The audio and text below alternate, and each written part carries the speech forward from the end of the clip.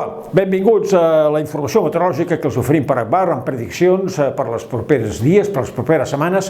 No tan sols no plou, s'està agreujant la sequera, sinó que a sobre tenim ventades de ponent, de mestral, de tramuntana, que encara ressequen més l'ambient, una situació extraordinària, excepcional. No hi ha dades que siguin similars a aquesta sequera que estem patint des de fa 3 anys, pràcticament.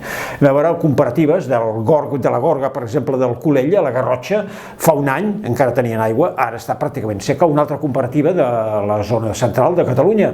Això és el riu Corb, i podem veure la peixera que li diuen el riu Corb a Nalec, i amb força aigua ja fa temps, i com està ara mateix. És a dir, avui no parlem d'embassaments, que ja sabem com estan, sinó també de la situació a les conques de rius petitets. I aquestes són les imatges de la gran nevada, la nevada més extensa que hem tingut al segle XXI, la del 14 i 15 de desembre del 2001. Una gran nevada que va deixar gruixos de gairebé 1 metre a la Noia. Que bé que aniria ara això, perquè es filtraria l'aigua. Anem a veure, ja per acabar, erosió, tard o d'hora plourà, i és molt important que la terra tingui herba. Vegin si tirem aigua amb una ampolla amb terra sense herba, amb una miqueta d'herba i amb molta herba. Al final costa a sortir més l'aigua de la que té molta herba i surt neta. La importància de tenir el terra, doncs, amb herba, ni que sigui seca.